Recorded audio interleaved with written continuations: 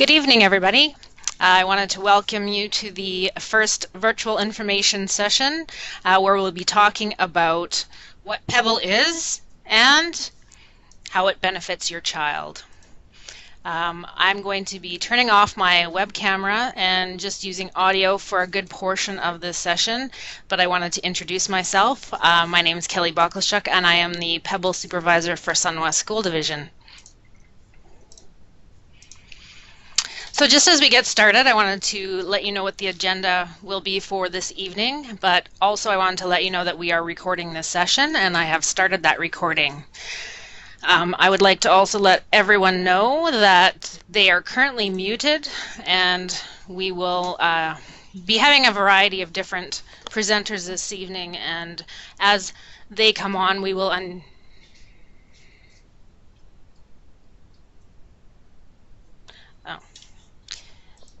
maybe I'll just stop the recording. Can anyone hear me?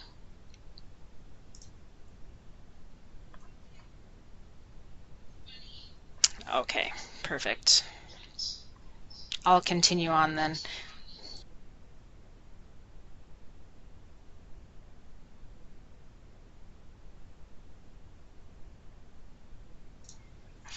All right, so back to the agenda for this evening. I'm going to be starting off talking about what Pebble is, and then we're going to hear from three different teachers from Sunwest School Division. We'll be starting with Nicola Franco from Keniston, who is an early years teacher and Pebble mentor. Then we'll be talking with Camille Han Jae, a teacher and Pebble mentor from Rosetown Central High School. And following Camille, we'll have Kim Froese from Kindersley Composite School, who is also a teacher and Pebble mentor. So a couple of housekeeping items before we get into the presentation component. First, I wanted to let you know, I'm going to bring over a slide. If you do not, if you would like to share any information or read what's going on in the chat room, on your screen, if you don't have it open already, you can open the instant message area by clicking that button right here. And you will be able to see the conversation and add to it. And we have Tanya Ringdahl, who will be moderating the chat as we move forward. So some of the items that are important for this evening, if you have any questions, we will be addressing them at the end of the presentation. Please use the chat room to post the questions that you have on the left-hand side of the screen. If you have any questions after this evening, please feel free to share your questions on the FAQ page of the Sunwest Pebble website. I would also like to take some time to welcome everybody who is joining us virtually, either from home or in one of our schools. This evening we have with us Lucky Lake, Kyle, Kindersley, Lorburn, Rossville, Elrose, Eston, Rosetown, Darcy, Marengo, Outlook, and Etonia. Hopefully I haven't missed anybody, but if I have, welcome to everyone who's joining us this evening. Looking forward to sharing with you.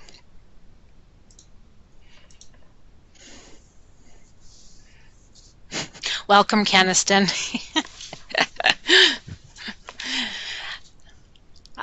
So just going to start the presentation.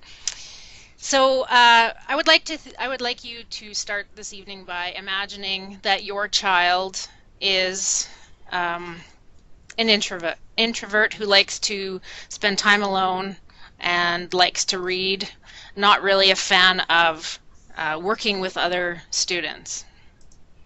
Or imagine that your child is a kinesthetic learner who likes to learn by using their hands and spends a lot of their time building things. Or imagine that your child is an English as an additional language student, meaning they have English as their second language and they have lots to offer, but they have a language barrier. So this brings us to the fact that if you're thinking about this and one of these is your children, there is no such thing as an average student. So it's time to stop designing education as if there was. So how in Sunwest can we address this? Well, we're doing it through what we call Pebble. So what is Pebble? Well, Pebble's not a thing, it's actually a process. And it's a process that's learner-centered, and it supports the gradual and deliberate transfer of responsibility between educator and student. So when I'm talking about gradual, I mean it doesn't happen all at once. Sometimes it goes at a pace that makes sense for a particular school. Sometimes it makes sense for a particular set of students. It's also deliberate, where the choice for transfer of responsibility happens at a rate based on the needs of those students. And it's a transfer of responsibility between an educator and student. So it's not a one-way transfer of responsibility. It actually happens back and forth depending on the situation, the skills involved, and the knowledge being acquired. So sometimes the teacher is the student, and sometimes the student is the student. It depends on the situation and the skills that are involved. So in a Pebble environment, educators are activators of learning. So they create a 21st century culture and provide access to supports and resources that learners need to succeed. So what is the student's role in the Pebble environment? The student has voice and choice and become drivers in determining the path towards achievement of personal and curricular goals. Now, Pebble is an acronym, and this acronym was developed by SunWest School Division, so it's not something you'll hear about or find if you look online. But it actually is a set of best educational practices, and we've put them all together to create this acronym. So I'm just going to take some time now and go through each of these letters of the Pebble acronym. So the first is, the P is for personalized. Personalized learning allows students to be more involved in the planning, instruction, and assessment of learning. Essentially, we're looking at students that are becoming more self-directed and have more voice and choice in their learning. And we use a diverse set of strategies and models in education to allow for this to happen. We're also looking at the students, how they learn, and their interests and aspirations. The small e in Pebble is for electronically, and this is something that I want to touch on. We do have a lot of technology in our school division, and we have access to a variety of different technology tools, such as our online courses from our Distance Learning Center. We're developing a digital resource bank, and we have digital tracking and assessment tools, among a multitude of other things. But I want to be very clear when I say that technology is one tool to support learning. It's not a replacement for a teacher. It's not a replacement for another student to help another student. It's access to a variety of other resources that is, back to that word deliberate, chosen deliberately by the student or teacher to support best learning. And the last part of our Pebble acronym is blended learning. And this is an instructional model that comprises a variety of different strategies, but you'll find that there is a combination of digital or online media that is combined with traditional face-to-face forms of instruction. So instructional strategies that fall under the umbrella of blended learning would be project-based learning, problem-based learning, design thinking.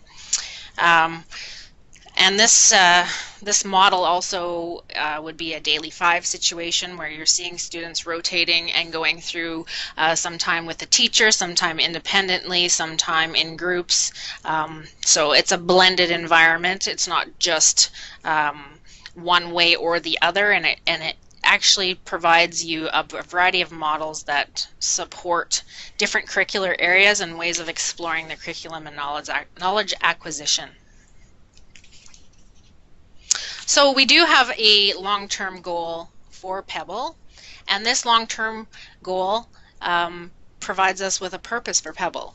And that long-term goal is to contribute to the embodiment and practice of 21st century skills, preparing our learners to realize their full potential in all aspects of life. So what does Pebble look like at our schools? Well, we have this year followed an implementation process where we're looking at 3 particular areas that we're building: culture, character, and skills and knowledge. So the first area that we're focusing in on is culture. And the framework we're using for culture development is Reorder.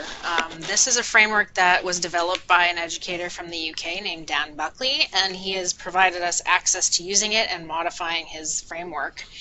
And so that's what we have done, and we've used it for our school planning, but also looking at the different areas to provide us goals to develop a culture and a clear plan moving forward. So I'll quickly go through the different areas of Reorder. The first is relationships. Relationships is all about developing good relationships between a variety of different people. And so what we like to say in our division is that we are all mentors, we are all learners, and we support each other and develop great relationships. The E is for environment. And we talk about environment and look at providing flexible learning environments, schedules, and the environments students need to do their best learning. The O is for opportunities. In this area, this is where we look at the curriculum as well as providing voice and choice in how we look at learning the curricular outcomes. R is for resources. And here we talk about accessing people, knowledge, technology, and our skills. So it's not just about technology. We access people. We access our previous knowledge, our new knowledge. We access the knowledge of other people. And we access all of the skills like communication and critical thinking that we need to use to do our best learning. The D is for distribution of leadership. And we believe in SunWest that we are all learners that lead. So we all have an opportunity to showcase our strengths and lead. So back to the deliberate transfer of responsibility. Sometimes our students are the ones that will be leading based on the skills that they have and the knowledge that they have. The E is for evaluation. In education, we always are looking at setting goals and measuring our growth, and so this is a beautiful fit for us, but we are always looking at different goals, not just academic but personal and behavior goals and social goals, and we're always measuring our growth and potential. And finally, the last R is for recognition. We honor growth in who we are and what we learn.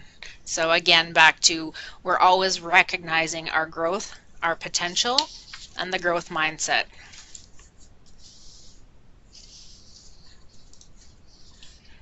So the next piece that we are focusing in on during our process this year is character. When we look at character, it's something that we have identified as necessary for students to have the ability to be independent and self-directed in their learning. So some of the areas that we're focusing in on developing with our students are being self-aware, being determined, being truthful, having perseverance, having grit, being lifelong learners, being accepting, being kind, being mentally and physically healthy, being courageous, and knowing how to self-regulate. All of these skills will be essential in their future, as we don't know what the future will hold, and we know that the future is changing and the world's changing at a rapid pace. One of the things we've done so far this year is we've participated in International Character Day. So we would invite you to visit our Facebook page and you can have a peek at what we've done to start down our journey towards developing character in SunWest School Division. The third area that we're building are skills and knowledge. We've identified character as one of the skills that's very, very important at the beginning, so that's why it's separated out. But the rest of the skills we're talking about are the 21st century skills such as communication, critical thinking, and collaboration.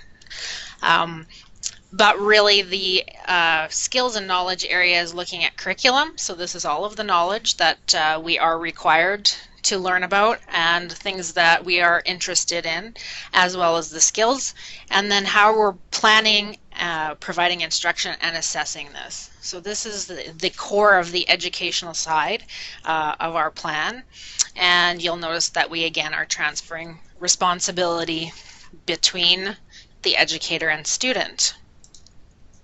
So we have an infographic here that really kind of showcases what I just went through as far as our implementation and what we're trying to do. So at the bottom you'll see we have readiness assessments. This is looking at the student as a whole, as well as where they are academically, to see where we want to start working with them. And then we move into the building phase of culture, character, and skills and knowledge. And that is a continuous and happening continuously, as well as the transfer of responsibility. And all of that's moving towards our long-term goal of having 21st century citizens, students that embody all of those 21st century skills. So from a divisional perspective, I've just given you a short overview of what our plans are, and I've addressed some of the questions that were brought up in our ThoughtExchange survey process last year. And to answer more of those questions, we feel that hearing from our teachers in the classrooms would be very helpful, so that they can actually address these questions from firsthand examples. So with that, I am going to give over the mic and the camera to Nicola Franco from Keniston School. She's an elementary school teacher there, teaching grade 3-4. She's also the PeBL mentor, and she's going to share with us some of her journey.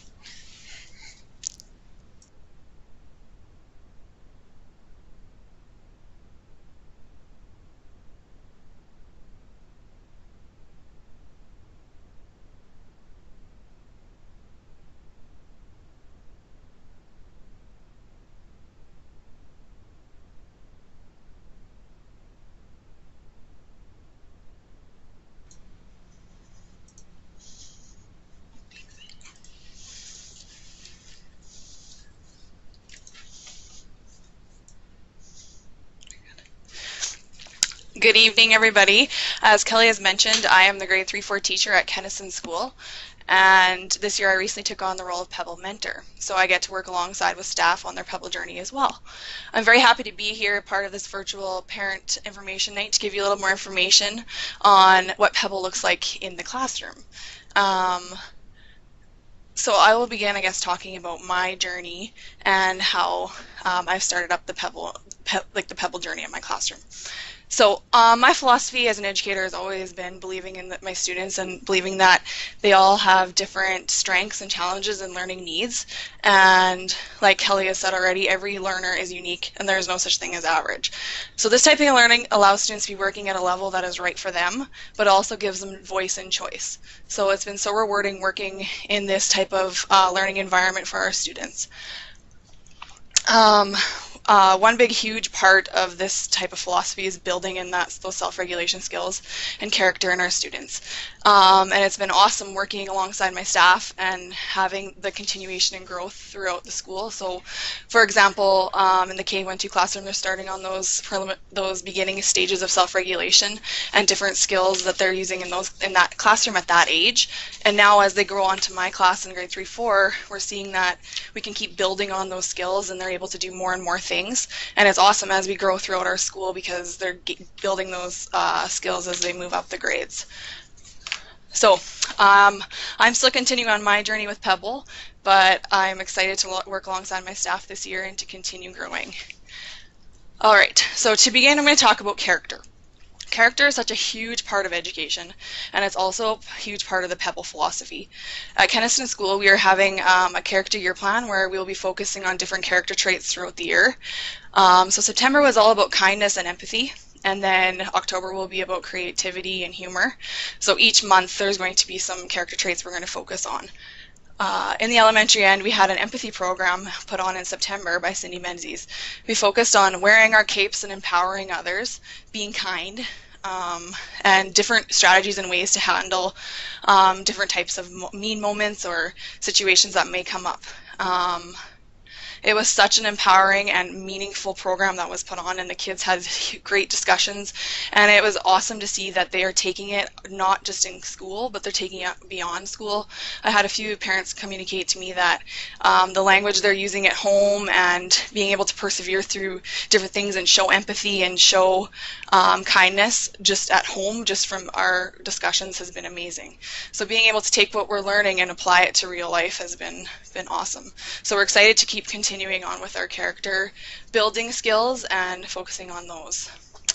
In our school, we're also focusing a lot on the self-regulation learning ladders, especially in the elementary end. So that looks like we start on focusing on our body, so our energy and our emotions, and then we move up to environment, so how do we self-regulate our learning environments, then organization, attitude, and taking risks in our learning. So in the attitude part of self-regulation learning ladder, our school is focusing on the grit and growth mindset.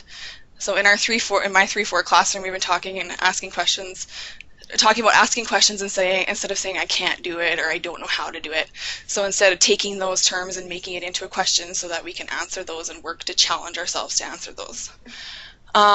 We've also talked about persevering through challenges and becoming the best that I can be and doing my best learning. So I have an awesome story to link to this. So we just started our outcome at the beginning or middle of September on we were working on numbers to 10,000. So the students start with a pre-assessment and they work through the assessment, and this one particular student was doing awesome. She got a 3 on the pre-assessment, which shows that she has a lot of knowledge in that outcome already. So I sat down with her and I talked to her and I said, okay, let's challenge ourselves. How are we going to work through this so that you keep growing? So she talked about maybe trying numbers that were a little bit bigger than 10,000. And we also talked about maybe working on word problems, creating word problems with numbers to 10,000. So she was doing things that were a little bit above what she needed to know at grade level, but she kept working hard and persevering and challenging herself so she could keep growing and growing and growing. So it was pretty cool to see her be able to do that. And then in the end, she ended up getting a 5 on her final assessment. So she was able to show knowledge beyond what was expected at grade level. But the most exciting part of this was that she got to go and do her next pre-assessment, and that was on adding and subtracting. And remember from last year, that was an area that was a little bit challenging for her. So she went and got her noise-canceling headphones so she could focus and zoom in. She went and sat down at the whiteboard with a whiteboard table and whiteboard marker so she could draw out and visually see her questions and work through the questions.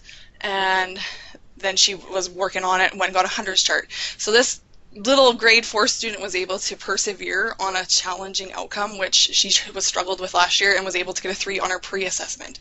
So it showed that as she can persevere through those challenging moments, she's now applying it and being able to find resources and work through those things that are a little bit hard for her, and it was amazing to see. So being able to persevere and teaching our kids to work through those challenges are not just skills in school, but they're life learning skills. So that was a pretty exciting moment in our room. As you've probably seen through our presentation, that PeBL is absolutely for all learners. So lots of people are having questions on, okay, students have voice and choice. What does that mean? Do they choose what they get to learn? So we are bound to the curriculum, which means that this is a must-do. We have to learn the curriculum. We have to learn those outcomes. However, there is choice in how we take those outcomes and the questions we may ask, the subcategories that we go through. It might be how are we going to learn those outcomes. So in saying that, we have students that are given voice and choice, but there is that responsibility that they have to be showing growth and that they're learning and that they are learning what the curriculum has said. So an example of this is just last couple weeks ago, we started a new project, and one of our health outcomes in grade 4 is on stress. So for stress, I put the outcome right on the board in big language, and it says, assess healthy stress management strategies. Example, relaxation skills, stress control skills, guided imagery, expressing feelings, and exercising. So that all those big words and everything I put up on the board, and we sat down together and we just picked out all the words that we've seen before or all the words that we knew. And we came up with, we knew exercising, we knew feelings, we knew controlling skills, self-regulating, those types of words. We knew relaxation, we knew stress. So I just took all of those words and I wrote them on the board. And the kids from there all went and took and asked questions based on those words. So yes, we had to learn about stress, but now those kids went and took and made questions up based on those outcomes. And I have kids asking, what is stress? What strategies should I use to help me calm down?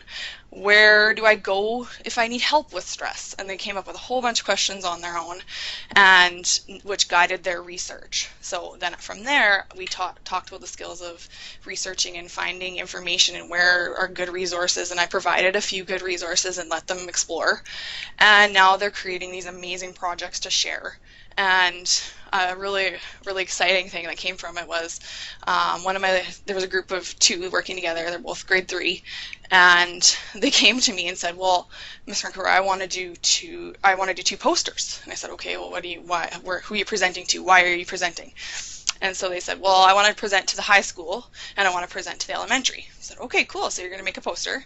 Yeah. And then they went off and they came back and said, well, Ms. Franco, the elementary one needs to be a little bit younger because sometimes the little elementary kids might need pictures. So I want to make a project that has more pictures on the one poster. And then the high school one, we can have more words and explain what we want to get across. So I was like, perfect, you guys go and do that. So they're now taking the outcome that I put on the board and they're able to put it and ask questions from that, guide how they're going to get the information, and now they're presenting it in a way that is unique to them.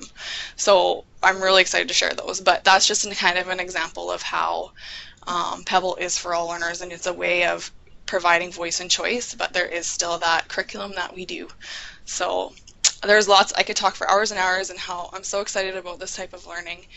But I'll stop there and I'll pass it back to Kelly. Thank you.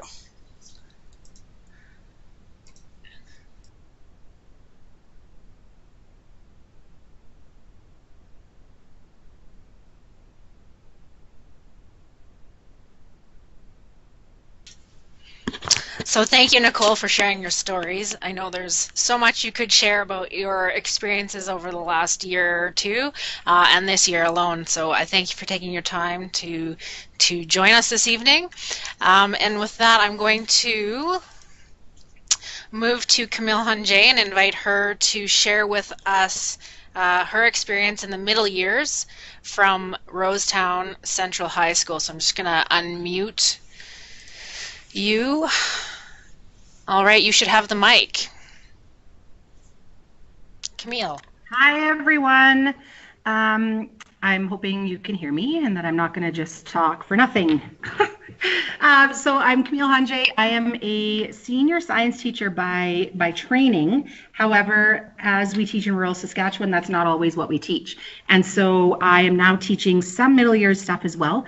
And Pebble has super changed my life and how I have approached teaching kids from all ages, but especially at middle years level. So I'll share some of those things with you tonight. If you want to flip the slide, Kelly, the first one.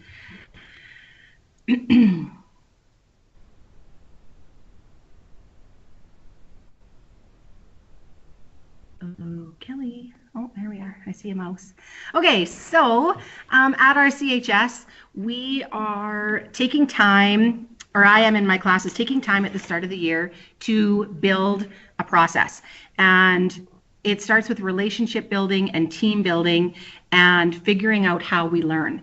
Because what I found out when I was trying to teach middle years kids skills in like math or science, they weren't ready to learn. And what I mean by that is they were focused on other things, as often middle years kids are. So I had to explicitly teach how to learn. What does it mean to pay attention when I'm teaching? What does it mean to be a self-manager? What does it mean to work in a group? And we modeled all of these things with lessons and activities that didn't necessarily fit into the curriculum because they didn't want to take a risk of their marks not going well. So we did activities that built grit and determination and perseverance, and made them struggle a little bit to teach them those skills all at the same time. We also are explicitly using kids as mentors. So when we find that there's a group of students who are excelling, and that could be with a subject area or a content area, or it could be in terms of behavior, responsibility, organization, any of those character traits, we have them help each other. That doesn't mean that I'm not still doing that. What that means is if a student has asked me a question and I've gone through it with them, and then another student comes and asks me the same question or needs help organizing or whatever, I sit down with both of those students and help the one who came first to support the other student with the question. So they're learning that asking questions is good, because then they can use what they've learned to help each other out. So that's a pretty cool thing to watch happen. It really builds confidence in those students who didn't think they would be able to support or help somebody else. So that's pretty cool. Okay, next slide, Kelly, please. So here's some of the things that we do. At the start of the year, I write on the board, what does it mean to be a good student?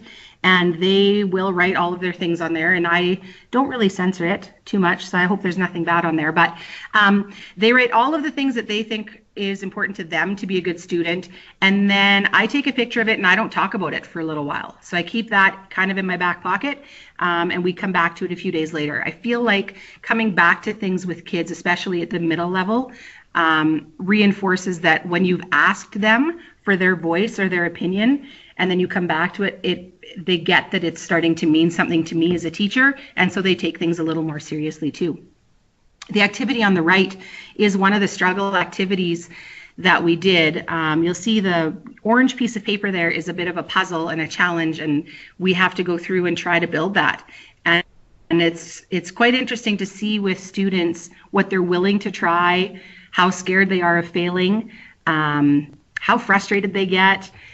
And then at the end, when I show them it's easy to figure it out, then we come back to that later on in the year for things like math or science. So I say at the start, this is going to be the puzzle at the beginning, and after you do some practice with it, it will be the puzzle at the end when you all said it was easy. So it's kind of one of those anchor activities that we can go back to whenever we need to. Remember that struggling is okay. Next slide, please, Kelly. Okay, so then that picture left of what it means to be a good student, I use all of those things that they said was important, that they said were important, like working independently, managing behavior, being organized, being positive, and then they create a rubric. What does it mean to them to work independently? What does it mean to them to have good classroom behavior, or to be organized, or to be positive? And when each student has a voice in creating their own rubric, it's much easier for them to abide by it. So when they come to my class, it's not like we have rules. It is that we create a rubric that they are happy with, that they believe in, and with language that they use. What I found in the past was when we start the year off, giving all these rules, they don't really mean anything to the kids. And so they really do take ownership of this. And randomly at different parts of the year, I'll say, okay, today I want you to give yourself a rubric score on your organization. And then we keep track of that and we go back to it later on. So they never know when they're being assessed on it. And it's not like it's anything that goes on the report card or anything. It's for them to keep track of so that they can monitor how they're doing on all of those areas that they said were important. Okay, next slide, Kelly. Another thing I use for self-management, works really well with middle years, is SNOT, because they like to talk about SNOT quite a little bit. So this is reinforcing self-management in terms of having them look within themselves and what do they have at their fingertips, what do they have access to that can help them solve a problem if they're looking for an answer. So have they looked in their books? Have they Googled it? Have they tried something else? I don't know. Then they should be checking with their neighbor, somebody who either works at the same pod of desks as them, or somebody that they know has already finished what they're doing. They can always grab an iPad and YouTube something. They YouTube lots of things. And so once I showed them that they could learn like math and science concepts on there, it was life-changing for them. And then only after they've done those other things should they try the teacher. So what this does is this allows me time to work with those students who really do need my help. And it's not just those little questions. So instead of having, 20 hands up and I'm trying to get around to everybody, they're helping each other. And I'm working with the 5 or 6 students at the back of the room at my horseshoe table who really do need extra support from me. So it's worked for all of us. Next slide. So a regular class, at this point, they would come back and get back anything they wrote the next day. I really believe that feedback for students, timely feedback for students is key in this process because their lives are so instantaneous that anything that takes longer than that, they've forgotten what they wrote or what they tried or the effort that they put in. So I give them their things back that they wrote the very next day. They get whatever they need, books, assessments, laptops, depending on where they're at. They help each other through the problems. Everyone does what they're supposed to do, and they go to the teacher if they need help. And it's a quiet environment where learning, assessments, and collaboration are happening at the same time. Now, what Kelly said at the start about the gradual release of responsibility is so true. Last year when we did this, my classroom didn't actually look like this until after Christmas, because they weren't ready. So what I had done was I started with a small group of students and had them mentor each other until after Christmas or so, when the whole class was able to be ready to be more independent. And so this was how the class looked after Christmas. Like Kelly said, it's not an overnight process. It's not a flip of a switch. It's very deliberate, very gradual. And if you push students into being independent like this without teaching them how to, it's a flop. Or at least it has been for me. Okay, next slide, please. So in our math class, this is actually students. When I asked them how this works for our math classes, is what they said. They enjoyed working at their own pace. So when they're done, you don't have that, I'm done, what do I do now? Oh, I'm just gonna sit on my phone or visit or whatever, because nobody's ever done. They always have something to do. The other thing that they enjoy is working at their own level. So I build assessments for students that are leveled towards where they're at. If you give a student something about at the level of that maybe they should be, but they aren't there yet, they shut down because they don't think they can do it. So meeting them where they're at and then slowly pushing them towards moving forward and growing is what has worked for us. We've increased independence. One of the students said that they need these skills for life. All students are mentors and mentees depending on the topic. And when people miss school, they haven't missed an explicit instructional lesson because they have access to everything that they need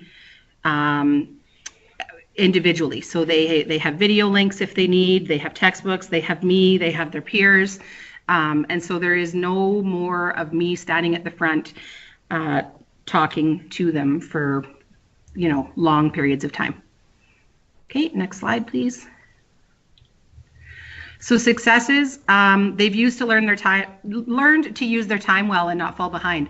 This was a lesson that took some students longer than others to learn. Some of them thought that they could, not use their time well and that would be okay, but eventually they did all have to do the work and had to catch up, which meant some extra lunchtime, after school time for them to make that happen. But everybody learns in their own way, so that was okay. Each person works more independently. The class is more settled. The class that I did this with last year, there was 29 students in it, grade 8s. It was, they were highly energetic. So they were much more settled, and these are their words. So they enjoy math a lot more. People are more organized because they have to be. There's nobody chasing them around anymore, making sure everything's organized for them. They know what they have to do, and they know what they need to do it. So very successful. And what have we learned about how to learn? Again, these are answers from the students. It's better to take your time rather than rush through and not learn it. And that's actually one of the new slogans that I'm getting printed on a poster for my classroom that is to be a learner rather than a finisher. So just based on what those students had said. So learning to be independent is a life skill. They said they're better at problem solving and they concentrate better on what they're doing. So that really was helpful for them. When I asked them if they would ever want math to go back, they emphatically said no. Their words were that we are not the fastest or the best, but it's helped us to focus and improve our behavior. We get to work at our own pace and level, and going back seems like a step in the wrong direction. So there's not much you can add to that one. Thank you, Camille. Really appreciate you sharing your perspective and your journey, as well as the voice from the students. It's always good to hear about both sides, the positive and the struggles that have come about, and the skills that students have learned. So thank you very much for sharing. So now we're going to hear from the perspective of a high school teacher. Kimberly Froese from Kindersley High School, or Composite School, will be sharing a bit about her journey. And I believe Kim has the mic already. So Kim, thank you for sharing your story with us. Hi there, are you able to hear me? Good from my end. Perfect, all right. So hi guys, for those of you who don't know me, my name is Kim Froese. I teach at the high school in Kindersley here. Primarily I teach English. This year it's mostly grade 10, but I also teach cosmetology, and there's some other courses that get tossed in there every once in a while as well. So it's always interesting to get a new curriculum and get to dive in and do some planning as well. So to tell you a little bit about KCS, we have a really amazing staff there that work really hard to provide students with opportunities to belong to a community that values education, relationships, and opportunities like sports, leadership, and volunteerism. I'm really proud to belong to that staff. And when we think about all of the things that we stand for, Pebble seems to fit in there really naturally. It's a big part of the opportunities that we're trying to create to bring all of our efforts together under one umbrella to focus more of our energy on creating classrooms, school environments, and providing resources that support the diverse needs of our students. It's something that I believe we've always done to some capacity, but now we're just being given more time and support so that we can continue to improve and make concentrated efforts to address areas of need recognized through reorder. You've heard a couple of examples of in-class situations that teachers have created, environments that they've created through both of the previous examples.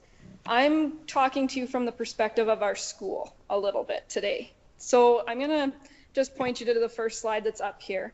Something that we've been really working on is thinking about our learning spaces and how we can utilize them to support student learning. This is a snapshot from my classroom. You can see that there's some individual workspaces, some comfy couches that the kids really love. There's tables where they can meet to work together and support each other's learning.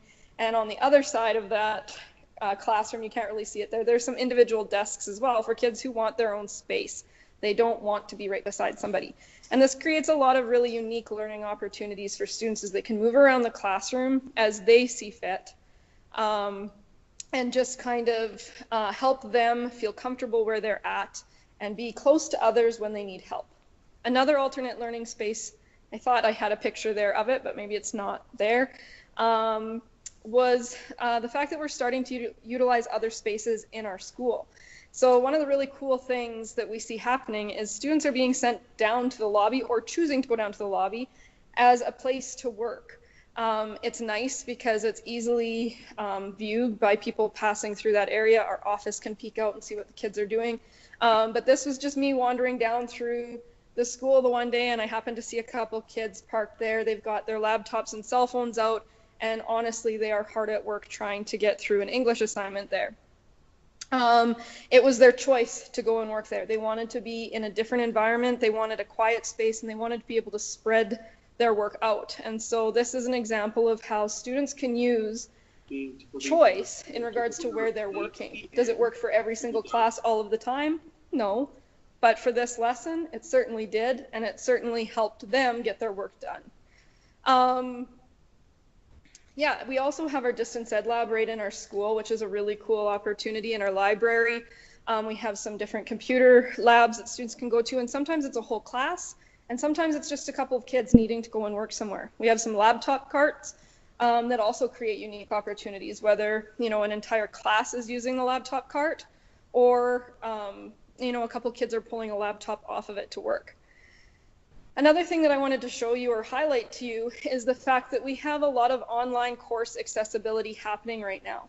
As a staff, we've really taken note of OneNote, which is an online program. Prior to this, a lot of teachers were using Moodle, and it's a great program as well, just different, I don't know, interfaces, different user-friendly level. I'm not sure how you want to put it, but a lot of us are starting to take a look at OneNote and seeing the options and opportunities that are there.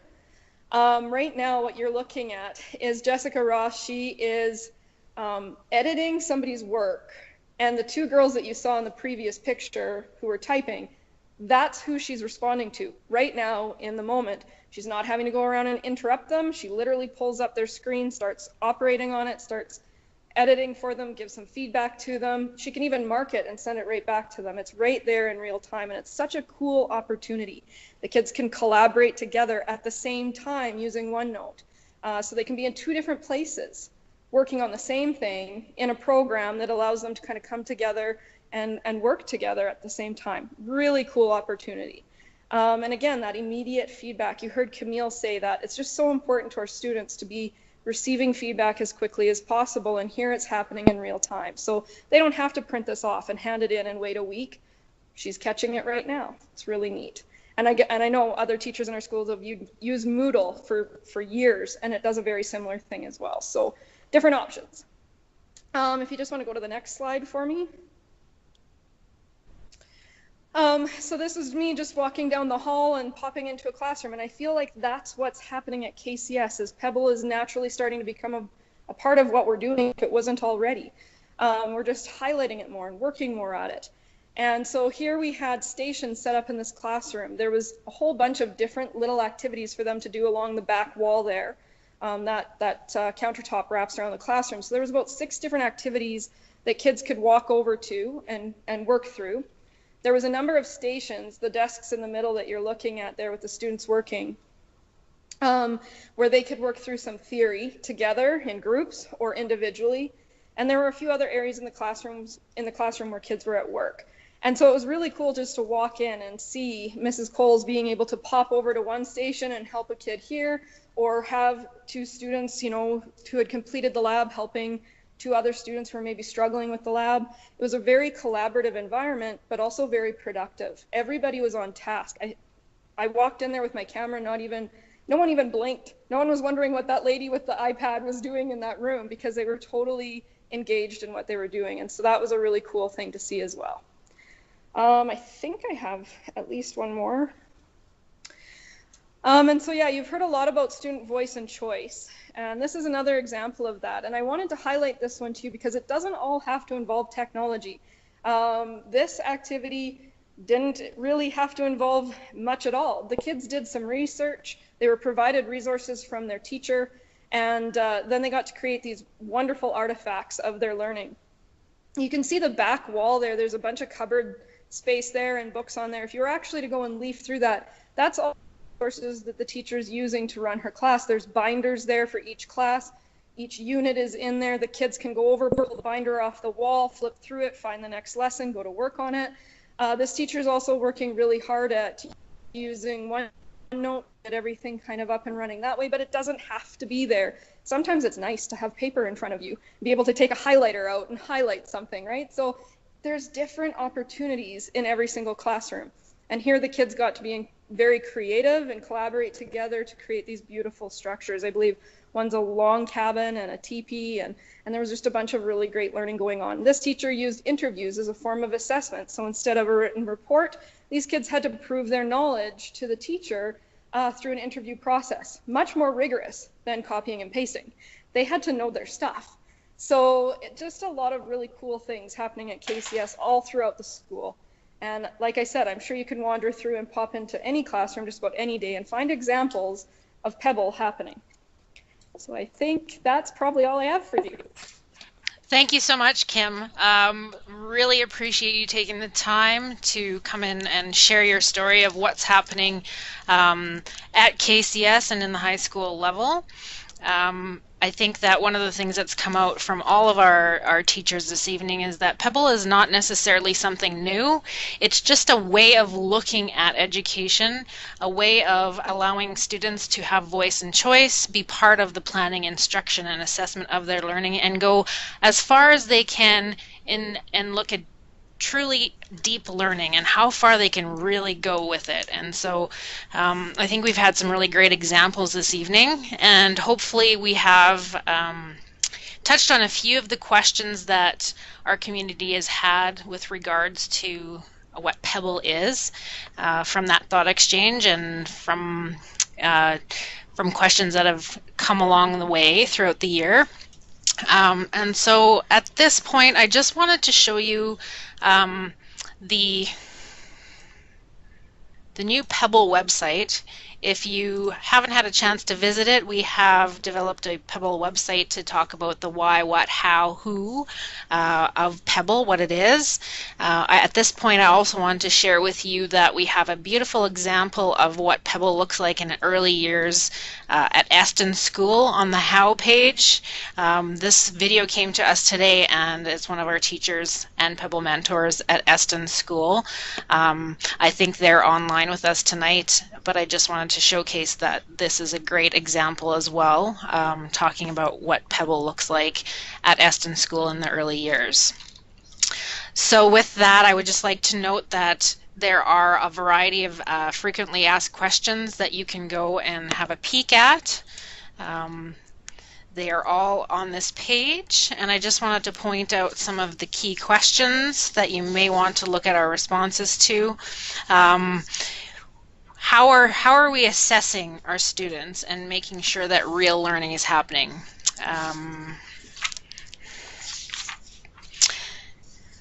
How will we know?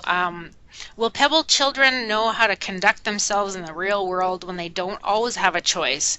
That's one that is a kind of a common question, and we address that in our FAQ section, but I will say that when we look at character and we look at self-regulation and being part of our own learning, those are the skills that students will need when they don't have a choice. So that's if we talk about having to do things in life versus getting to do things, they will know how to be successful in both of those situations.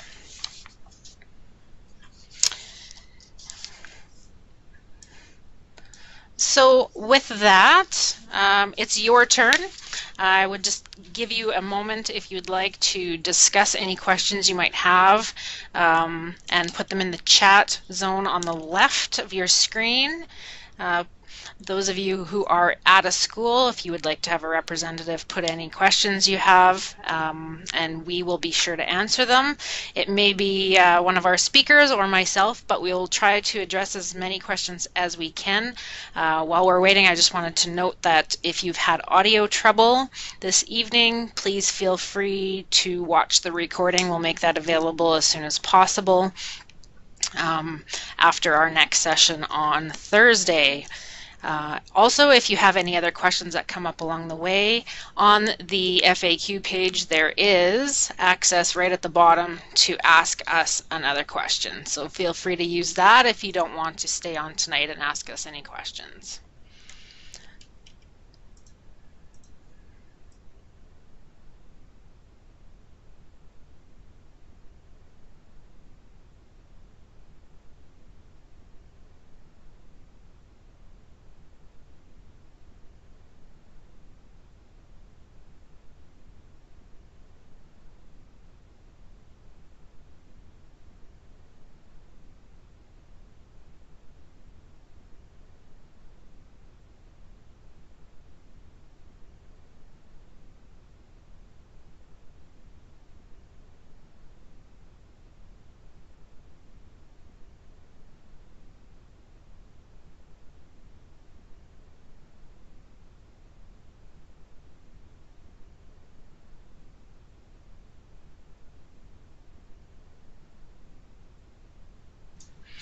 So we have one question, and I'd like to address it. It's in our chat area, and it's with regards to technology and supervision around technology.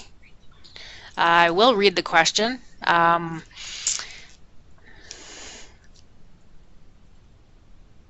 Is there supervision and mentoring around the kids and their electronic choices?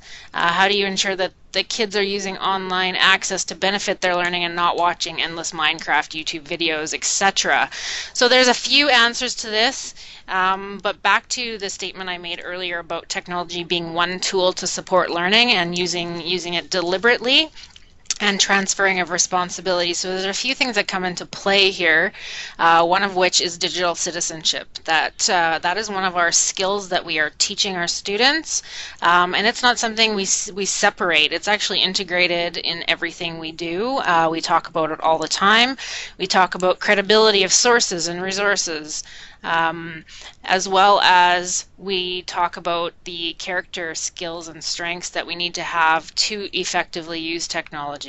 So there's a variety of different ways we're doing that. We also have our filters on our intranet so that they can't access inappropriate websites. But that being said, we want to ensure that our students are able to effectively navigate the internet and the resources available in a safe way. So that's certainly something we're focusing in on.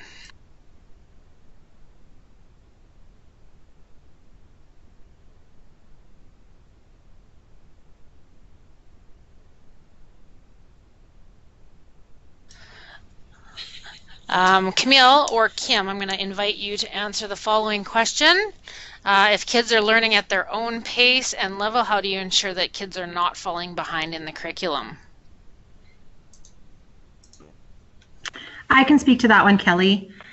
What I noticed was with the students who took more time, what I noticed with them was when I was teaching them all at once, sorry, I'm fumbling here a little bit. When I was teaching them all as a whole group, that student would be behind the entire time and would never really learn anything that we were doing, yet I was pushing them forward the next day. Like today we're doing 1.3, get this done. Tomorrow we're doing 1.4, the next day 1.5. But that student never really understood any part of it. Yet was being kind of pushed forward. So what I found when students were working at their own pace was they might miss some of the littler parts, especially in math. However, they had a greater understanding of most of the parts of the outcomes and indicators in math, if that makes sense.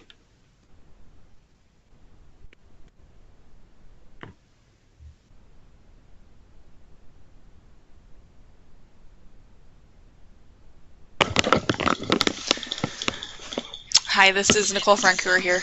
I'm just going to weigh in on this one a little bit too. One thing that when we say that kids are falling behind, especially let's say for example math, if we back up and fill in some of those gaps and we know where they're learning at and where those gaps are, if we back up and fill those gaps, it's proven and it's showing that they're able to catch up quicker. So when you let's say adding and subtracting and they're missing that piece of borrowing or carrying, you back up to teach them that to make sure they understand that, and then they can further and go on to the next outcomes and catch up quicker having those gaps filled. So that's just an example in math that will within the curriculum and they're not missing things. It actually helps them catch up faster.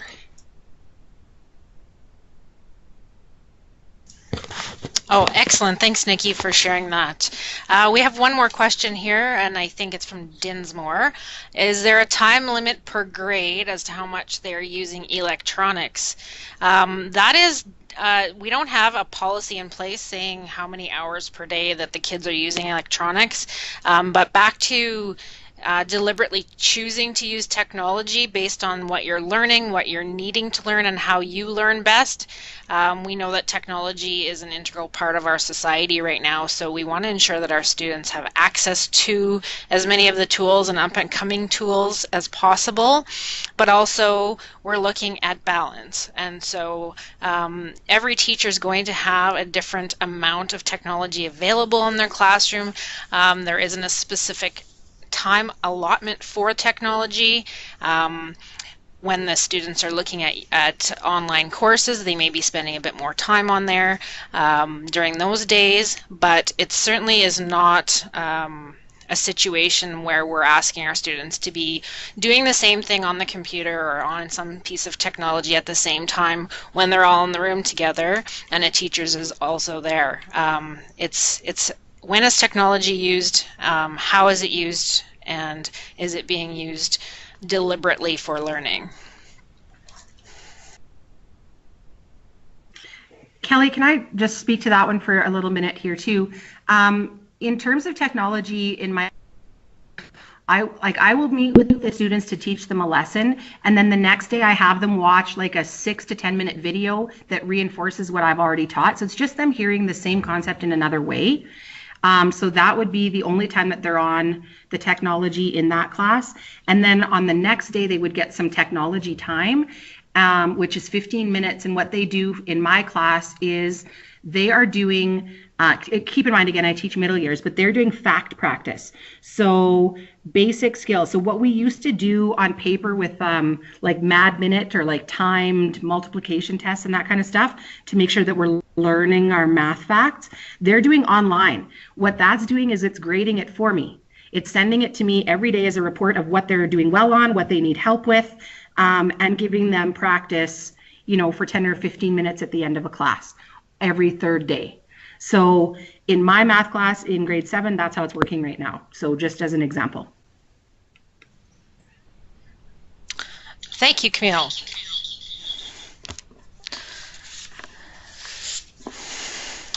So with that, we've kind of got a little bit further into the hour with our presentation than we originally thought. Thank you for bearing with us through some of our technical difficulties. This was our very first virtual PeBL, or virtual parent meeting that I'm aware of. And so thank you very much for participating in such. So I just wanted to spend a bit of time talking with you about what you can do to support your own child at home when we talk about the PeBL learning environment. So first of all, if you want to familiarize yourself with new terminology, if character education, the study of various positive character traits, is taking place at your school, consider how you might reinforce that learning in your home. Does it make sense to incorporate some of that language in your family discussions? If self-regulation is a prominent theme in your child's classroom, find out what that means so that you can talk about and encourage that behavior when you see it happening in your home. Ask questions about their learning. Ask lots of questions. Ask why. Inquire how school is going for your child and see if they've noticed changes in their school or classroom. If so, how do they affect your child? And what else could be done to ensure that their learning is positive and successful? Be an advocate. If your child is not progressing at a pace that he or she is comfortable with, or if they are not realizing success in school, talk with them about a solution. Learn more about the situation and their points of frustration, and meet with your child's teacher or administrator. Make sure to explore options and make a plan and look at goals that work for your child. That's what we're trying to do with self-directed learning, is having students be part of the planning of their learning. So make a plan with them. Celebrate and recognize. If your child is succeeding in school, celebrate their achievements, celebrate their progress, celebrate their growth. Congratulate them, be excited for them. If they've learned something new and expressed a desire to share it with you, listen. Providing positive reinforcement, especially to our young learners, cultivates a habit of lifelong learning. And last but not least, be a champion. If you see something positive taking place in your child's class or at your school, tell others about it. Share what you've observed with other parents in your community who may have not seen it for themselves or heard it from their child. Be an active part of conversations about learning. Tell your teacher, your principal, or your local school board trustee what you see. Doing so will make sure that necessary resources continue to be allocated to these positive practices. And we invite you to visit our schools, be part of the classrooms, be mentors to students, not just your children, but all students. Be actively involved, be an expert in a variety of different skills and strengths that you might have. So with that, I would just like to thank everybody for having joined us this evening.